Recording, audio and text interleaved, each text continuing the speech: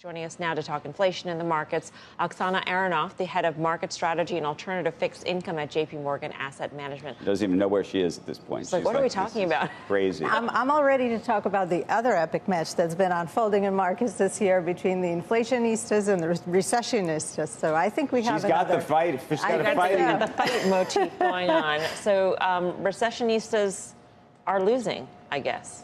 So far, it really has not turned out to be the year of the bond, which was certainly, our view coming into this year that the economy was going to prove to be stronger. But most importantly, that in the absence of anything breaking down, the Fed is not going to deliver these very aggressive cuts that were being priced in earlier in the year. And I don't think that it's going to deliver them even possibly in 2024, because, again, just because the Fed at some point in the next few months, if it's not already, will be done hiking, doesn't mean that it transitions to cutting, again, in the absence of something breaking down dramatically. And I think that this is not really being priced into markets, which is that the long-run neutral rate for this economy is higher than what is currently being priced in. Yeah, and you do think that bond volatility will be elevated. But within that band, have we seen, or are we close to the peak in rates? I think that there's going to be some chop here because nothing is ever kind of up and to the right or down to the right. But I think that it's very possible that a number of factors are coming together here to continue pushing the long end farther, which is really where the pain has been, right? Because the short end has been kind of anchored pretty high for a while now. And that is, of course, the fact that you have these Treasury auctions. The latest one was weak, and we saw the effect of that yesterday, pushing yields higher. There's just a tremendous amount of issuance that's been announced by the Treasury, and it's not clear where the demand is going to come from to satisfy all that issuance, even though year to date you've had, record flows into Treasuries, but it hasn't been enough. Foreign buyers are not present in the same way. Banks are full and not adding to their Treasury, et cetera. You also have this idea of possibly a higher long-term premium as necessitated by this latest downgrade and, of course, all this fiscal spending.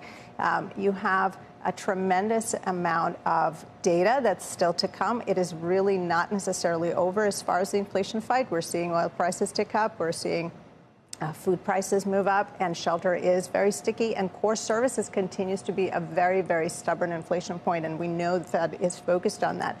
So it's not outside the realm of possibility that we actually will see a bounce off of the July number in inflation in August, and we could kind of bounce around here for a while. And the Fed could, try to declare victory around 3% as opposed to the 2% that they've targeted historically. And finally, I think it's also important to realize that this sort of soft landing idea of a soft landing in the economy, it doesn't have a specific timeline where you can say, OK, this is soft landing now, right? Because the economy is always moving. The business cycle is always moving. At what point do you declare that victory? So I think we're staring at a very extended period of higher rates than we saw in the past decade. And we're going to live at volatility levels that characterized the pre-Great Financial Crisis world, which is where we are now. Well, we see the same sort of elevated volatility. And we haven't seen it, but we've seen volatility pick up in the equity markets just of late from 13. Now we're at, 16 or 17 or so. And I guess that's sort of a small increase, but still an increase. But knowing that the Fed is closer ultimately to the end than to the beginning, does that mean that volatility gets dampened because of what the Fed does at this point? I think what's going to be driving vol more so now is not that whether we're closer to the end, because I think everyone understands that we're closer to the end than the beginning, even if there is, 4 more hikes. Like we've got most of them in. I think what really is going to determine that from here on is how long are we going to sit here, right? Because remember, the long run Fed funds rate prior to the GFC was around 5%. And maybe we don't get back there for an extended period of time, but it's no longer 0. It's no longer 1. It's probably no longer 2. And so if it's really in the 3s or in the 4s, what does that mean for an extended period of time? That's not priced in from an interest rate risk. That's certainly not priced in from credit risk. And, that translates into equities performance as well. So you see softness in equities? There is possibility that there could be softness in equities. But in terms of the credit cycle, the credit cycle is underway. We're seeing defaults. Defaults have tripled since the beginning of this year, albeit from very low levels. And that drumbeat of defaults that we've seen will continue. And our view is that you can have that default cycle in credit and, tremendous credit repricing possibly even in the absence of a broader economic recession. You can have sort of industry-specific recessions like we did in the oil industry in 2015, 2016. You can have a number of industries go through that. So I think there will be very interesting opportunities for investors with liquidity.